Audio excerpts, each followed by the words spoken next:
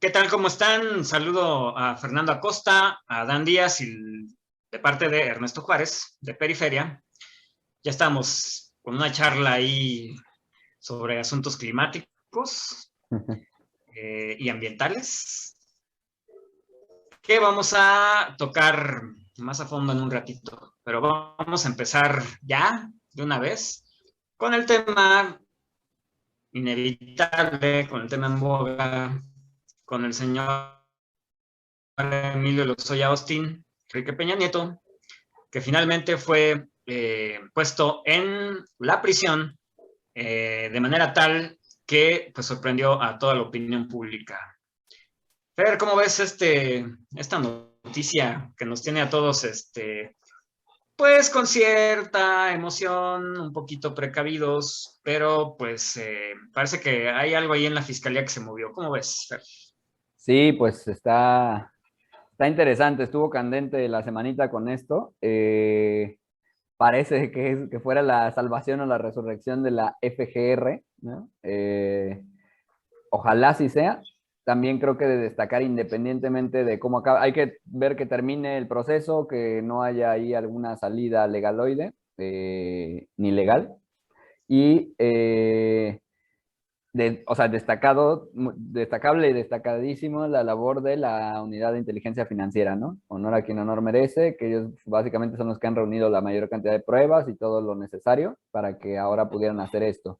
Y quedará en el aire, súper ahí como algo trending, el asunto de si influyó esa cena, la desfachatez de la cena en el Hunan de Emilio Lozoya. Hay quien dice, hay versiones que aseguran, versiones periodistas serias, que aseguran, periodísticas, perdón, que ya o sea, la audiencia es un hecho que ya estaba programada y que aseguran que ya un poco se estaban reuniendo estas pruebas para esta acusación que ya no le permitiera la figura de testigo colaborador. Hay otras voces también serias que dicen que sí influyó y que sí fue importante la presión mediática de quien sea que haya venido, más bien de todos los que vino, y que por ahí fue que ajustaron o apretaron tuercas.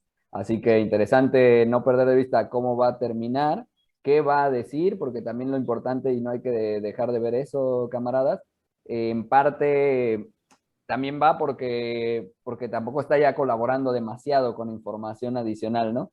Entonces, si esto va a ser una apuesta a callarse y a ver qué trato lo puede alcanzar en unos años, pues ojalá que no sea así, y ojalá que ningún trato lo alcance, y ojalá que si está bien armado el expediente y la carpeta, no haya motivos para los que tenga que salir y que puedan caer más que hayan estado involucrados. No, pues, otra vez, el afán no es de la venganza ni ay, que forzosamente estén en la cárcel, sino que de verdad que se empiece a hacer justicia y que se empiece a superar la impunidad.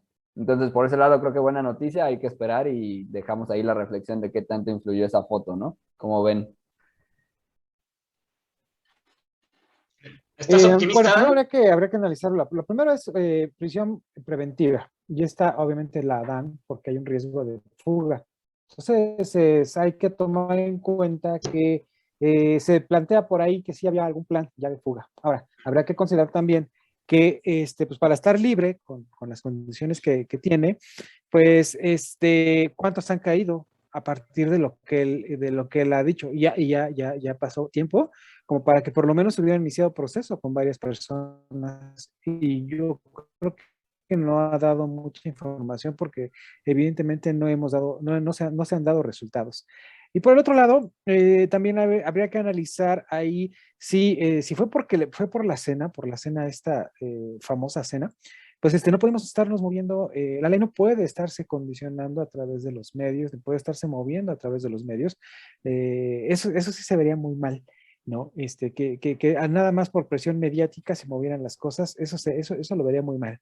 Yo creo que más bien es una presión para que efectivamente ya deje como o de verdaderas pruebas para que la gente, te digo, para que empiece a caer gente que se cometió el delito, evidentemente, ¿no?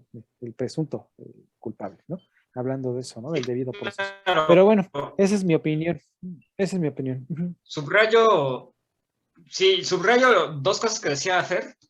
esto de que la audiencia ya estaba programada es muy importante para restarle un poco de credibilidad o un poco de peso a estas declaraciones que se iban al obvio, ¿no? Que fue por la presión mediática, que fue por las famosas fotos que se tomaron en la cena en la que pues estuvo ahí Lozoya con inclusive ahí altos mandos de Tequila Cuervo. En fin, creo que hay que mesurar ahí las observaciones.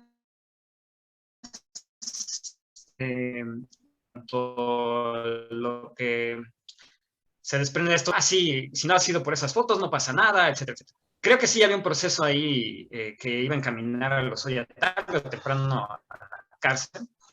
Qué bueno que ocurrió más temprano que tarde, y sí, definitivamente, pues hay mediática por una parte, pero también de la declaración del presidente, que señalaba que pues esto había sido una provocación. Entonces, no dudo que haya habido una plática entre el presidente y el fiscal, pero que finalmente todo estaba orientado hacia ese camino, ¿no? Qué bueno que la fiscalía reacciona de alguna manera, y qué bueno que la labor de Santiago Nieto Castillo pues se ve ahora ya reflejada en una reacción precisamente de la fiscalía a favor de la justicia y a favor de todo este trabajo que está haciendo Santiago Nieto, que es impecable. Que por ahí, para no abandonar estas cosas de la farándula, pues que creen que se acaba de casar con una funcionaria del INE, nuestro Santiago Nieto Castillo, ¿Ah, sí? Carla Humphrey.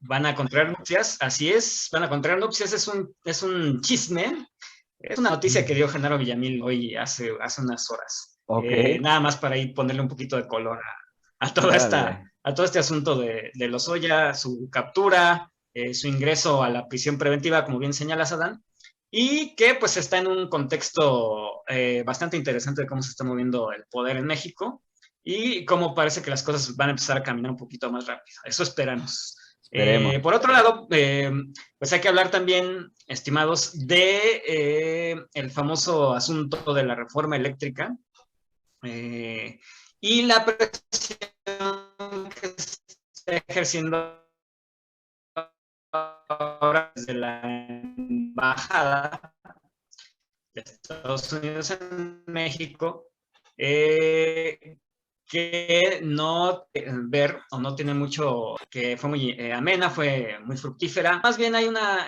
presión ahí no muy intensa, una presión de vigilancia y de observancia que siempre van a tener las embajadas de Estados Unidos en México, eso es inevitable, y que seguramente está ligada a alguna presión interna allá en Estados Unidos que tiene que ver con la CIA. Entonces es el embajador pidiendo cuentas sobre la reforma eléctrica y lo que pudiera afectar a su gobierno. Ahorita les leo un tuit, pero quiero ver qué opinan ustedes de esta cuestión, camaradas. Si quieres, arráncate, Fer. Vale, claro, pues yo creo que sí, sí me llamó la atención el tuit del embajador, que también se ha mostrado muy amistoso, pero bueno, efectivamente, business are business y cuando se trata de sus intereses, pues están alertas, ¿no? Como ya también nos había advertido el buen Adán. Así que, bueno, parece que algo dijo ahí como de quiero ver que estoy muy pendiente de los intereses de Estados Unidos en torno a esta reforma y demás. Sobre todo el camino está siendo por el que se cumplan los acuerdos del TLCAN que tocan a ese respecto a las distintas empresas que operan y demás en territorio mexicano para que, bueno, esa reforma eléctrica no machuque, no coarte ni atropelle o toque algunas de esos acuerdos, ¿no? En el tratado. Entonces, creo que va por ahí. Esperemos que eso no sea un tema mayor, sobre todo que no sea mayor afectación para el tema del tratado y por ende no implique moverle demasiado al tema de la reforma eléctrica para que después pues, no se caiga en un pequeño desencuentro ahí, porque pues creo que de este lado se va a tratar de hacer respetar la soberanía de la mejor manera y al máximo posible dentro de la asimetría que hay entre Estados Unidos y México.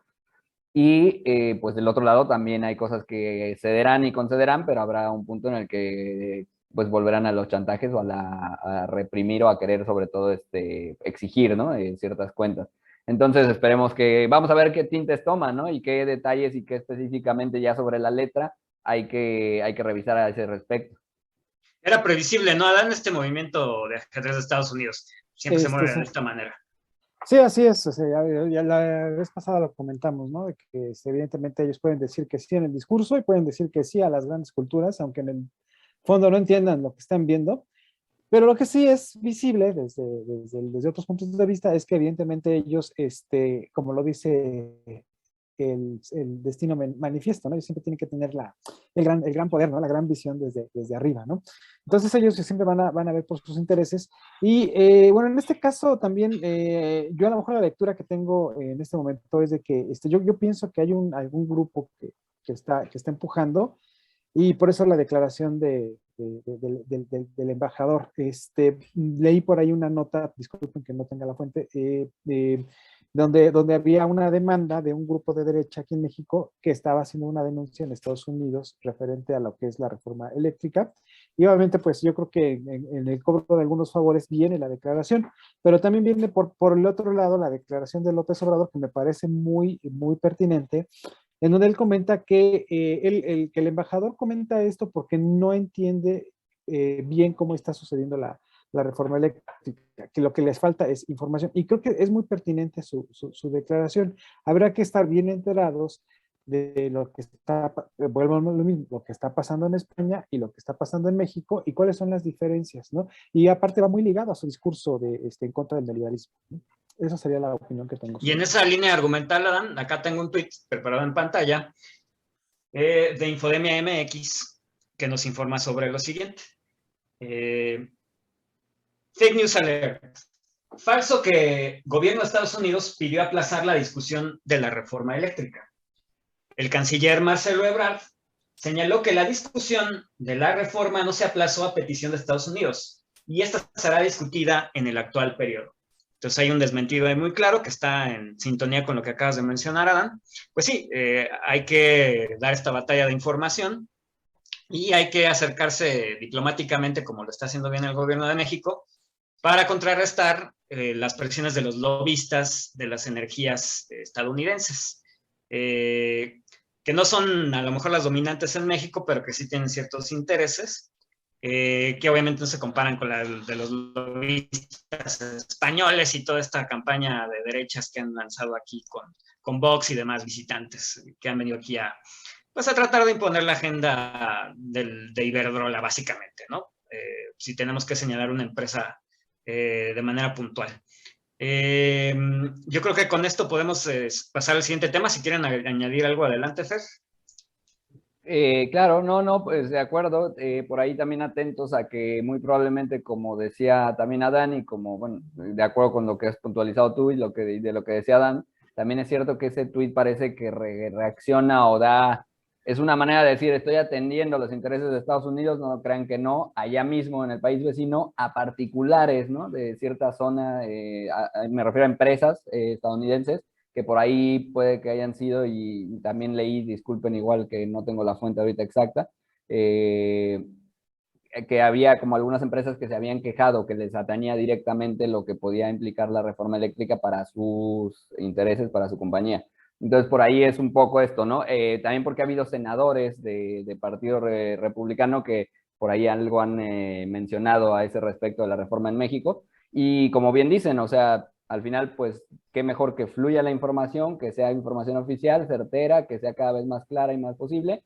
Por ahí también luego prepararemos en algún especial sobre la reforma eléctrica los detalles de por qué sí es pertinente mirarnos en ese espejo no deseado de España en temas eléctricos. ¿Por qué no es un invento y por qué no es una comparación forzada? Hay argumentos y se está preparando información interesante que aquí podremos estudiar y compartir y replicar y analizar y difundir y discutir más adelante, pero hasta ahí lo dejo en esta parte.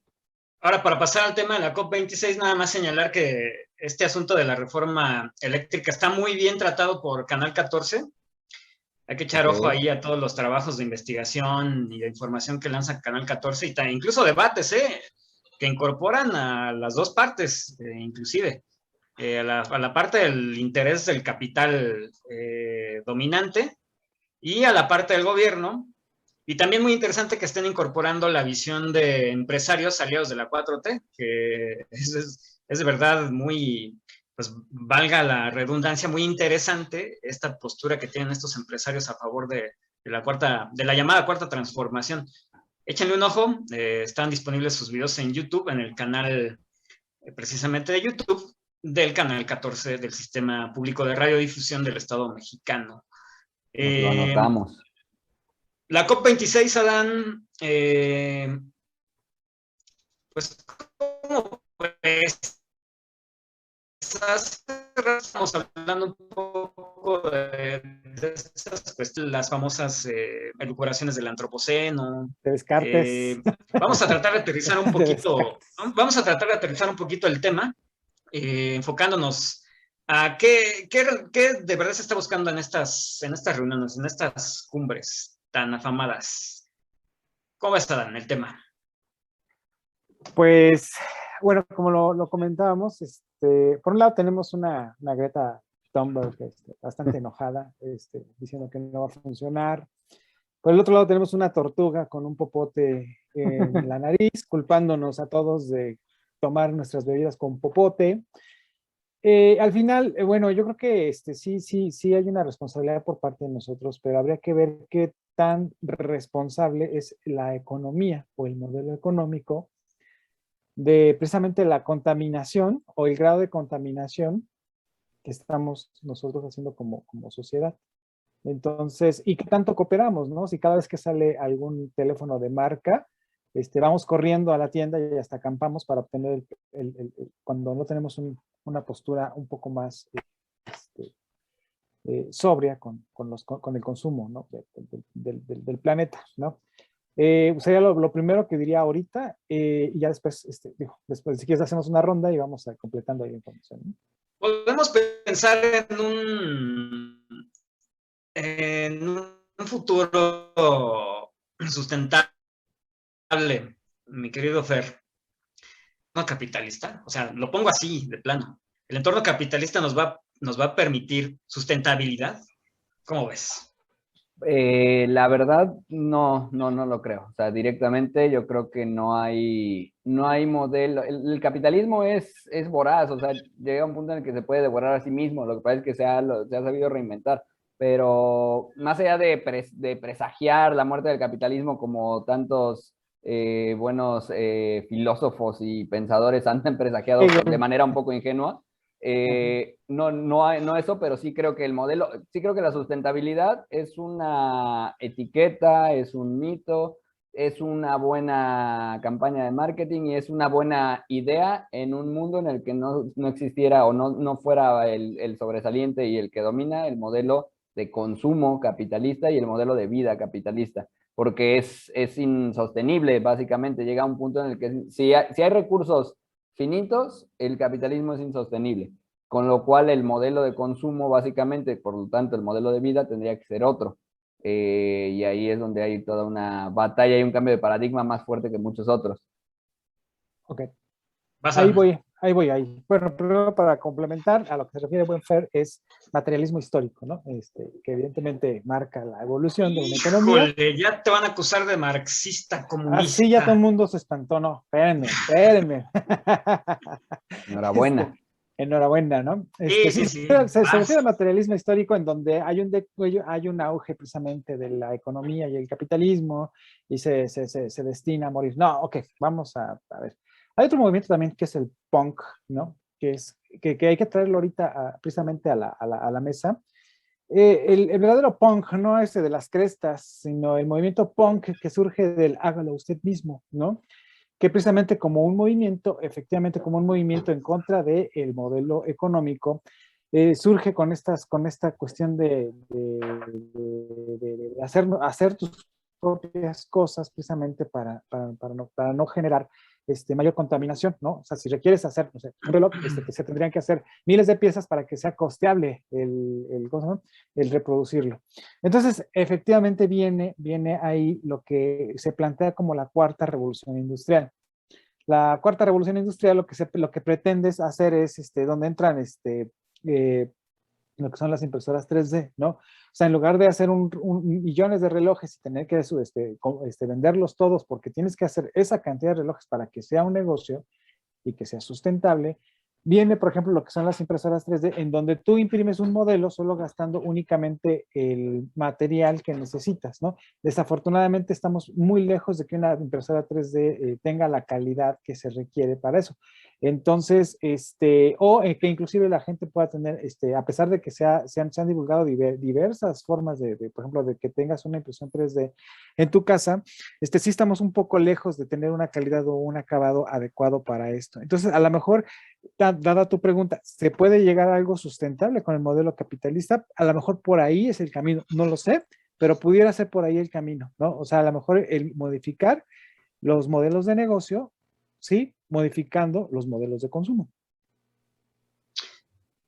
Pues sí, es una discusión compleja. Yo estoy de acuerdo con Fer, no creo que el capitalismo dé para sostener la vida en el planeta como la conocemos.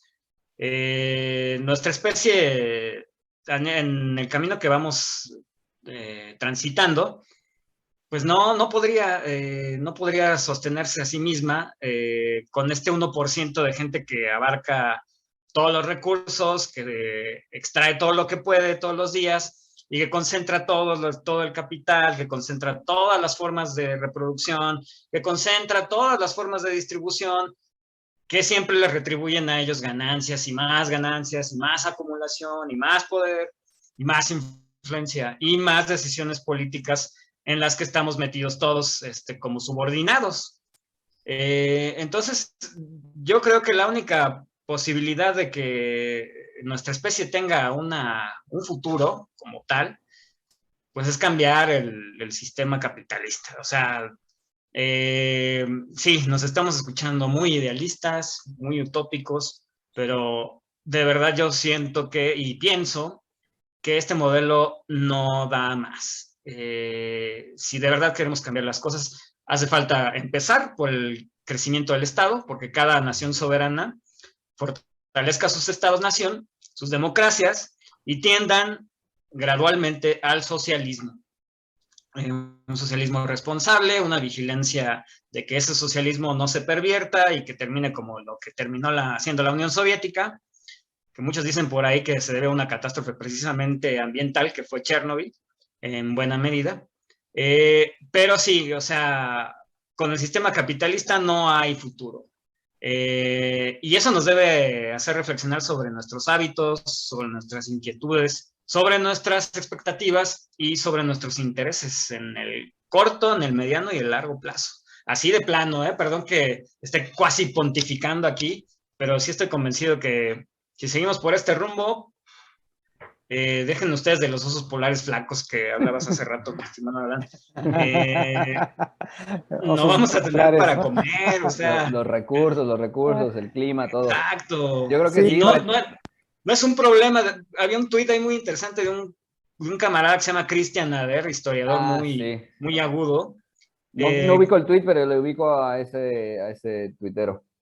Exacto, que señalaba sobre un tuit, respondiendo a un tuit de una persona ahí de izquierda, que decía, pues es que el problema en realidad, perdón que lo diga, palabras más, palabras menos, decía ella, perdón que lo diga, pero es que somos demasiados. Y él decía, no, o sea, está demostrado que hay recursos para poder sostener a la población total del planeta. Incluso están, digamos, hasta sobrados. El problema es quién los concentra y cómo los concentra. Sí, cómo se usan, cómo se hace el aprovechamiento de los mismos. Por eso creo que con este nivel de concentración es imposible que haya justicia alimentaria, por ejemplo. Claro. Y además de que la población no está bien distribuida en el entorno geográfico del orbe. Ese también es otro gran problema de irresponsabilidad neoliberal, porque precisamente el neoliberalismo ha favorecido que no haya responsabilidad a la hora de hacer diseños demográficos, a la hora de hacer diseños urbanos, para que la población esté bien establecida en territorios del planeta en su conjunto. Ya termino con eso, camaradas. Ok. Van Sí, ustedes, van ustedes. yo creo que retirada sustentable, como les decía hace rato, más que desarrollo, es decir, se tiene que cambiar esa conceptualización, una de la acumulación. O sea, la acumulación es un problema que puede tener un límite y que llega a un punto de sobreexplotación. No se puede seguir con este tipo de paradojas terribles de una industria alimentaria que produce más de lo que se consume y a la vez gente que no tiene comida. O sea, esos esquemas no tienen sentido porque todo tiene que ver con la mercancía y el valor de cambio y todo esto. Y por otro lado, pues sí, creo que se necesita cambiar tanto a nivel social y intersubjetivo el tema de la idea de consumo y de acumulación, como obviamente se requiere ese tema de los estados-nación, pero también una gran voluntad política, no solo de los políticos, sino de los que deciden en buena medida la economía y que en buena medida deciden el tipo de mercado que se genera, ¿no? Y la forma en la que se dan los suministros a nivel regional y global. Por lo tanto, sí, sí creo que la tenemos difícil en cuanto a la voluntad. Necesitaríamos o necesitan ver un riesgo cada vez mayor que además los toque a ellos para que eso se empiece a modificar medianamente. Yo voy a tratar de poner datos muy básicos y muy breves. Por ejemplo, hablando de la COP26, se analizan un poco cómo son los estados de la situación y en cuanto a quema de combustibles fósiles y uso de la tierra, pues el país que está a la cabeza en el que más lo ha hecho es Estados Unidos, históricamente. Luego sigue China, luego está Rusia, luego Brasil, luego Indonesia. Y bueno, México en países, digamos, del G20 está atrás de Argentina, solo por encima de Sudáfrica, Polonia, Tailandia, Italia e Irán. Entonces estamos abajo de Alemania, India, Reino Unido, Japón, Canadá, Ucrania, Francia, Australia, Argentina, más los top 5 de Estados Unidos, China, Rusia, Brasil e Indonesia. Eh, entonces, bueno, que no nos vengan a decir que por una refinería nosotros estamos dándole en la torre Es al lo que iba a Acuerdo de decirte. París, ¿no?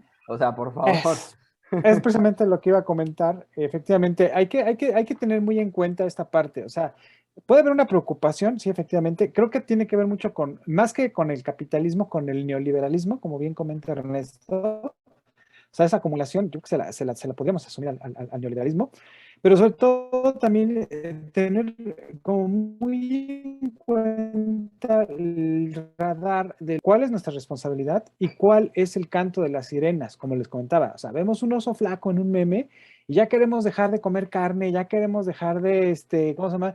De hacer un montón de cosas que a lo mejor no son benéficas para nosotros y que tampoco van a ser un cambio realmente radical. A lo mejor nuestro cambio radical precisamente sería en exigir propiamente una regulación adecuada, precisamente como ustedes comentan, de los recursos, ¿no? Más que dejar de comer carne, más que dejar de consumir popotes, o sea, realmente eso es el canto de las sirenas, es una distracción. Yo lo que recomendaría a la audiencia, francamente, es enfocarse precisamente en la raíz del problema, analizar la raíz del problema. Que hay una refinería y ya todo el mundo opina que somos el país más contaminador porque seguimos, como bien lo comentas, ¿no? Esa es Claro, una recomendación que hago. claro, claro. Más datitos de late, Ernest, Sí, así adelante, adelante, Fer, adelante. súper breves, tipo, y sumando y abonando a lo que comenta Dan, a lo que puntualiza. Por ejemplo, dice un especialista que acudió de los chalecos, bueno, lo retuitearon los chalecos amarillos y hay una persona que dice, un especialista que estuvo ahí atendiendo, un historiador, por cierto, Rutger Bregman, que dice, ¿por qué se la pasan hablando de filantropía y no hablan de los impuestos, ¿no? O sea, de verdad, impuestos, impuestos. Dice, esta es mi primera vez en Davos y me resulta desconcertante que 1.500 aviones privados vuelen hasta aquí para escuchar cómo nos estamos cargando el planeta. ¿Qué me dicen de los vuelos, no? Lo que contaminan los vuelos. Entonces, bueno, más de 400 aviones y nadie menciona un auténtico problema, la evasión de impuestos. Si se requieren recursos para todo este tema de la conservación del medio ambiente unida a la calidad de vida y a la parte, a la dimensión social, pues ahí hay una buena fuente de dinero, ¿no? Otro detallito, México firma, nada más hablando como de fact, ¿no?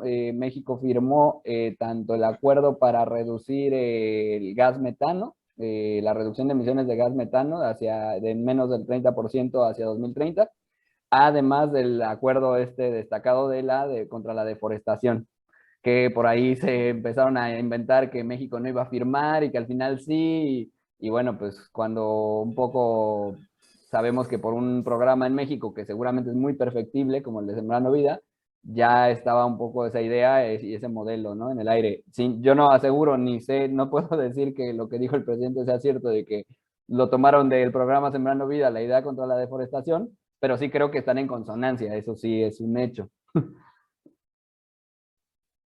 ¿Qué más, mi Ernesto?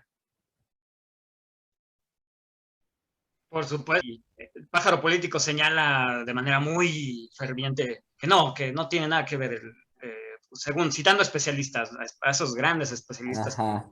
a los que siempre se recurre. No, no tiene nada que ver con lo que propuso el presidente. No, no, no, de milagro lo firmaron. No, o sea, obviamente hay una consonancia.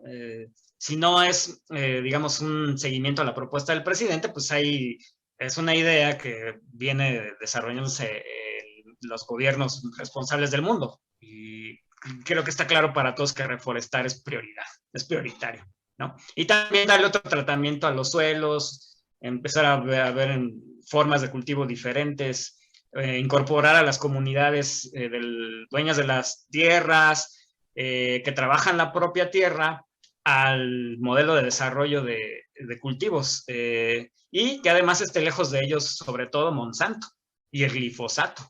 Ya, vaya tema también. Por cierto, ahí hablamos de México, hablando de México, digamos, la realidad climática y demás, y cruzada con el tema de ingresos y de quién contamina más. Por ejemplo, hay un tuit de Mario Campa, un especialista que gusta mucho de datos, ¿no? Y de métricas, que dice: un integrante de un hogar mexicano en el decil más alto de ingreso contamina en promedio 6 veces más que uno en el 50% más pobre de los hogares. Entonces se contamina pues 6 veces más. ¿Por qué? Pues por varios motivos, ¿no? Los viajes en avión, el consumo de electricidad, el consumo de distintos suministros, y lo de los viajes en avión no es poca cosa, ya ni decir, bueno, el tema de los hijos y eso, pero bueno, esa es otra historia. Así que bueno, hay datos interesantes que te hablan te miden este tipo de cuestiones, ¿no? Cruzadas. Cierto decil de la población mexicana y de otros países, qué tanto más son responsables en cierta medida del grado de contaminación que hay en general. Sin afán, esto también, digamos, no es un afán de cazar brujas, ¿no? No es una cacería de brujas, sino es decir, queremos ser congruentes, queremos de verdad atacar el problema, hay que atacarlo en todos los niveles, no volviendo a, perdón la repetición, pero volviendo a lo que hemos platicado y coincidido los tres, no en culpar al individuo que trata de hacer su vida día a día en un consumo básicamente normal o mediano o mínimo Precario. comparado, precario incluso en muchos casos. Precario. Entonces, cuidado con cargarle responsabilidad al individuo de tantas cosas que tienen que ver con algo sistémico, ¿no? Y esto nos dirige, camaradas, al tema de cierre, que es la visita del presidente López Obrador a la ONU el próximo martes, que va a estar bien interesante, Adán. ¿Tus expectativas, Adán? ¿Cómo ves esta visita del presidente a la ONU? Mis expectativas son que, digo, como bien comentamos, hay algunas partes de su discurso que no me gustan, que de repente meta a Benito Mussolini en algún discurso, porque precisamente se puede tomar como arma, aunque esté bien intencionado. Pero básicamente mis expectativas es que sí les dé un buen discurso.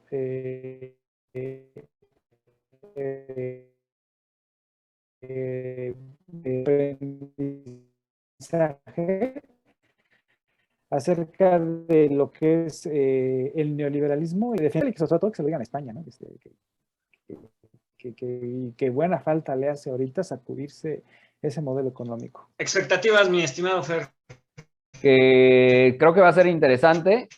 También o sea, creo que tiene que ser un discurso muy, muy potente, muy con punch, digamos, inteligente también, estratégico.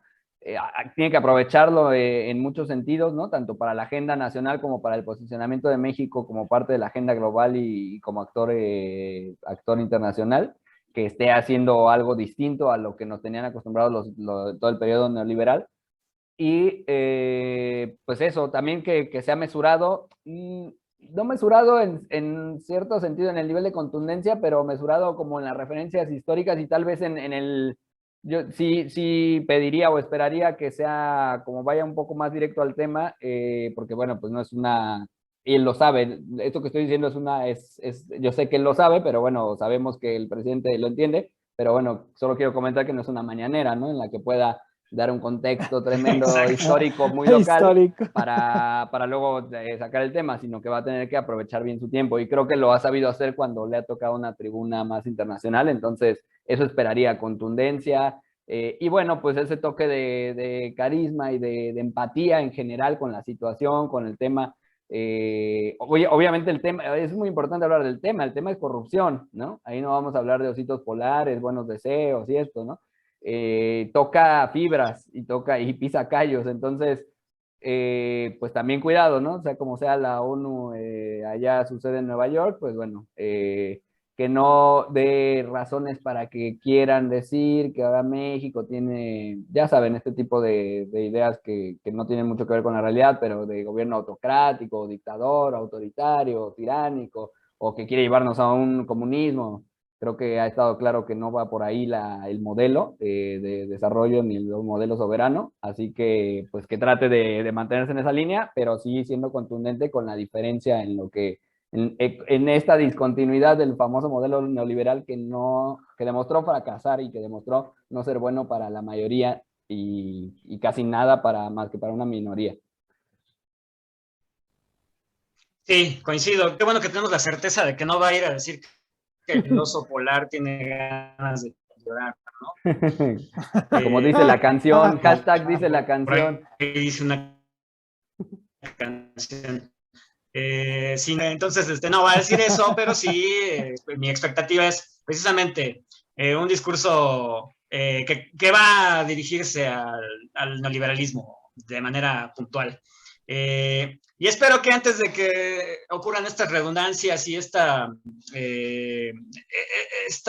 afición exacerbada que tiene el presidente sobre la historia, pues sí, como dices, Fer, que se centre, que intente ser contundente.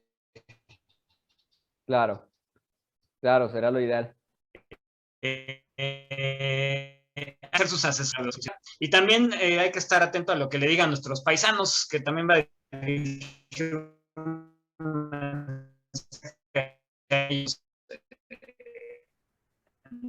territorio estadounidense. Pues yo creo que hemos tocado los temas de manera muy puntual, camaradas. No sé si quieran agregar algo ya para ir cerrando. Vale, yo solo quiero... Ya Híjoles, salió. la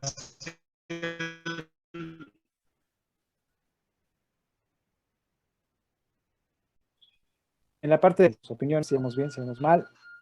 Bueno, eso es con lo que cerraría, ¿no? Mi estimado Fer, ¿cómo cierras? Cierro diciendo dos cosas, bueno, dos muy breves que son básicamente avisos, como que la conexión se había caído, perdonen querida Sí, audiencia, está complicado ahorita, no sé por qué el internet. Entonces, bueno, como que se había salido y regresó. Luego, creo que lo que escuché por ahí fue el afilador, ¿no? Las cosas que uno se extraña, anda por acá el afilador. las cosas que uno extraña de México mágico cuando anda afuera. Camotero. Sí es cierto, era el camotero, sí es Es el cierto. camotero Sí, por sí, ahí. más bien era el Sí, camotero, a ¿eh? esta hora el afilador estaría cabrón, ¿verdad? Sí, no, Bien, imagínate, bueno, buena fe de ratas, Adán, Más para porque... en ciertos nuestras propósitos, colonias. hay a que le convendría, ¿no? Sí, en Vaya estas que tendría colonias gente que le caería luego, le luego, así, convendría ahí un afílame este afilador de fierrito. puñales o algo. Oigan, y ya lo tercero y último es, pues sí, seguiremos atentos a estos temas. Yo creo que va a haber que hacer el especial el día martes. Aunque querido público, ustedes lo verán uno de esos días, entre miércoles y jueves. Y ojo, ¿qué vamos a hacer con Meta? Ahí nada más de tarea, ¿no? Luego platicamos qué va a pasar con nuestras cuentas de Facebook, qué sabemos, qué más desacuerdo le suma esto a a lo ya capturados que nos tiene Mark Zuckerberg. Entonces, bueno, analizar ahí qué está pasando y qué va a haber. Hay que entrarle a ese tema que es súper interesante, súper interesante. Ahí, bueno, pues es efectivamente los metaversos, ¿no? Que tiene mucho que ver con los NFTs, con los blockchains y con las criptos, con las criptos, con los altcoins. Entonces, igual valdría la pena más adelante hacer un especial, efectivamente, de lo que son los metaversos y la web 3.0, que es semántica. El inicio. No sé si sería un buen tema hablar de la web. Pero obviamente Zuckerberg se está montando en esa ola, que sí es muy interesante. Lo que él va a hacer es lo menos interesante de todo lo interesante en lo que se está montando. Pero ya lo discutiremos. Y bueno, pues así damos cierre a esta conversación desde la periferia, pero sí quiero señalar que hubo unos comentarios muy interesantes que hay que tomar en cuenta y que me voy a permitir leer rápidamente en un grupo que es aliado de nosotros, que se llama Resonancias. Ok. Que hacen ahí difusión también de información pendiente hacia la izquierda. El colega de la audiencia llamado David, se hace llamar David HL, dice: compas, no los conozco, pero los felicito por su iniciativa. Creo que esto es una parte de todo lo que necesitamos hacer en el movimiento social. Abrirnos a discutir fraternalmente las agendas nacional e internacional. No dejárselas a los de siempre, ni mantenernos al margen de ellas. No intentar vencernos en el debate, sino escucharnos con respeto y hacer puntualizaciones o acotaciones específicas. Y luego dice: en mi humilde opinión, a John Kerry no le interesa, aquí mi celular me está haciendo una mala jugada, espérenme tantito. En mi humilde opinión, a John Kerry no le interesa ni un comino sembrando vida. Vean su lenguaje corporal. Ustedes mismos, cuando dudan, por instinto de los dichos gringos, yo diría que se trató de un encuentro lleno de ambigüedades. Y en efecto, la diplomacia gringa se basa en las ambigüedades, en la falta de ética, en la falta de principios, en la falta de valor de la palabra dada. Y bueno, los gringos vinieron a atender una trampa a mediano o largo plazo. Aparentar amistad, sintonía, después dirán que ellos hablaban de otra cosa.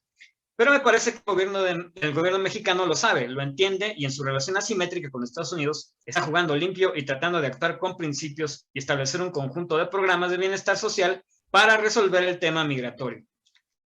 Se puede no estar de acuerdo con esos programas, es todo un subtema. En ese encuentro podemos ver dos estrategias de una... No es para menos. John Kerry es un sujeto sumamente peligroso y falso. Para no ir muy lejos en su biografía, Bashar al-Assad, meses y años antes del inicio de la guerra en Siria. Reuniones como la que tuvo ahora con AMLO, amigables, armoniosas, entre comillas, etc. Hace unos años, al-Assad reconoció que uno de sus errores fue confiar en quienes le decían estar de su lado con la intención desinteresada, entre comillas, otra vez, de ayudarlo. Y bueno, pues es una participación bastante interesante para que vean que estamos incorporando a esta mesa la opinión de nuestras audiencias, y pues estamos muy orgullosos de que David haya hecho estos comentarios que nos sirven bastante y añaden bastante también a la conversación que estamos teniendo en la mesa de periferia. Y también avisar que pues el martes pasado no tuvimos la mesa, no hubo mañanera para empezar, y tenemos ahí algunas dificultades de supervivencia que cada quien tuvo que resolver a su manera, pero hoy sábado les garantizamos de la agenda nacional y global desde la periferia. Nos despedimos, camaradas. Buenas noches. Buenas noches.